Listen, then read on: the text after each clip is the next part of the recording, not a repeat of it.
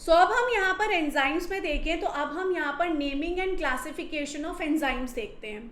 पहले यहाँ पर क्या होता था, पहले हम हर एक एंजाइम के आगे एज लगा देते थे। जैसे कि अगर आपने सुना होगा यहाँ पर किसी भी एंजाइम के बारे में एज लगा होता है, सुक्रेलेज, लैक्टेज, तो वो किसके बेसिस पे होता था, वो यहाँ पर होता था सबस्ट्रेट के बेसिस पे, कि सबस्ट्रेट का जो नाम है उसके बेसिस पे हम एंजाइम का नाम लगा देते थे, बस एज लगा देते। लैक्टोज को तोड़ रहा है लैक्टेज, सुक्रोज को तोड़ रहा है सुक्रेज। पर बहुत सारे ऐसे भी एंजाइम्स हैं जिसमें ये चीज़ नहीं लगती, जैसे कि पेप्सिन हो गया, ट्रिप्सिन हो गया, जिसपे ये एज वाला रूल जो है वो नहीं लगा रखा। अब इसलिए यहाँ पर जो हमारी ईसी है, दैट इज एंजाइम कमीशन ने 1964 में एक क्लासिफिकेशन सिस्टम लेकर आया, जिसके बेसिस पे उन्होंने यहाँ पर बोला कि अब इसी क्लासिफिकेशन सिस्टम के बेसिस पे जितने भी नाम है एंजाइम्स के वो रहेंगे, जिसमें बहुत सारी क्लासेस, सब क्लासेस रहती है। तो यहाँ पर सबसे पहली जो चीज़ होती है उसमें आता है क्लास नेम, कि बेसिकली यहाँ पर क्लास नेम क्या है जिससे हमारा जो एंजाइम है वो बिलोंग करता है। सेकेंड फिगर यहाँ पर बताता है सब क्लास के बारे में, सब क्लास के बारे में। थर्ड फिगर जो है वो हमें यहाँ पे बताता है सब क्लास के बारे में। और फोर्थ जो नंबर होगा वो हमें यहाँ पे बताता है कि यहाँ पर सीरियल नंबर ऑफ एंजाइम क्या है, सीरियल नंबर ऑफ एंजाइम क्या है इन सब क्लास। कहने का क्या मतलब है, आइए हम इस चीज को समझते हैं। सबसे पहले हम क्लास नेम समझते हैं। तो क्लास नेम बेसिकली 6 रखे गए, oxidoreductase, transferase, hydrolase, lyase, isomerase और लाइकेज। अब इन सब का मतलब क्या है हम यहाँ पर समझते हैं।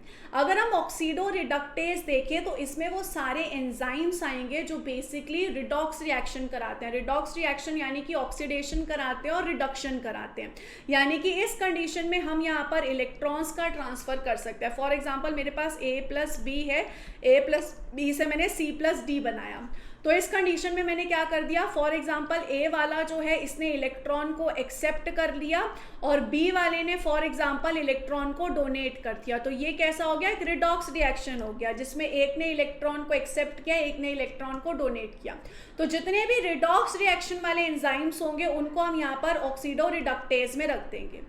सेकेंड क्लास थे ट्रांसफरेज के। ट्रांसफरेज यानी कि कोई ऐसा जो एक स्पेसिफिक फंक्शनल ग्रुप को ट्रांसफर कर रहा है, कोई भी ऐसा रिएक्शन जिसमें कोई स्पेसिफिक फंक्शनल ग्रुप ट्रांसफर हो रहा हो, यहाँ पर फॉस्फेट ग्रुप ट्रांसफर हो रहा हो, अमाइनो ग्रुप ट्रांसफर हो रहा हो, कोई भी ऐसे होता है। जैसे कि अगर मेरे पास कोई ए था, अब उसके पास यहाँ पर ए और फॉस्फेट आ गया, यानी कि यहाँ पे मैंने फॉस्फो ट्रांसफर कर दिया, तो वो आएगा।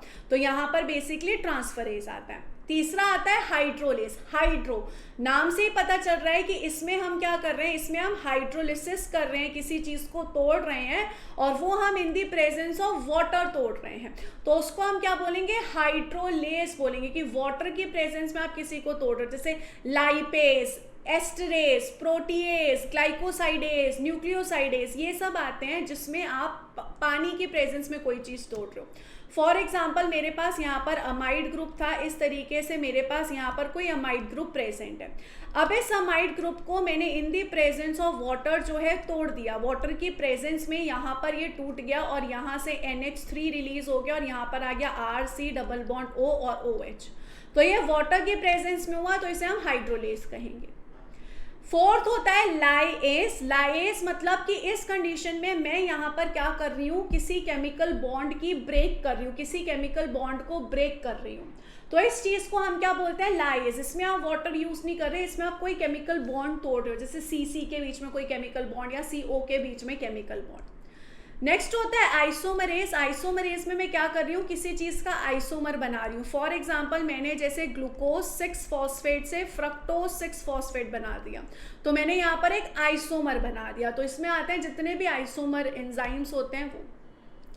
नेक्स्ट आता है लाइगेसेस। लाइगेसेस हम डीएनए की सिंथेसिस में यूज करते हैं, जो बेसिकली किसी चीज को लाइगेट कर रहा है।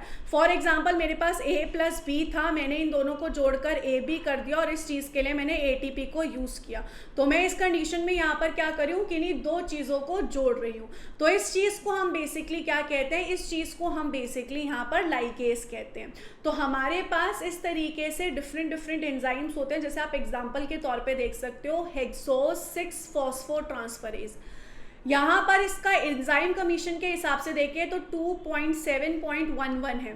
2 यहाँ पर क्या डिनोट करता है, क्लास नेम को, यानी कि ट्रांसफरेज से बिलोंग करता है, ये ट्रांसफर कर रहा है किसी चीज़ की।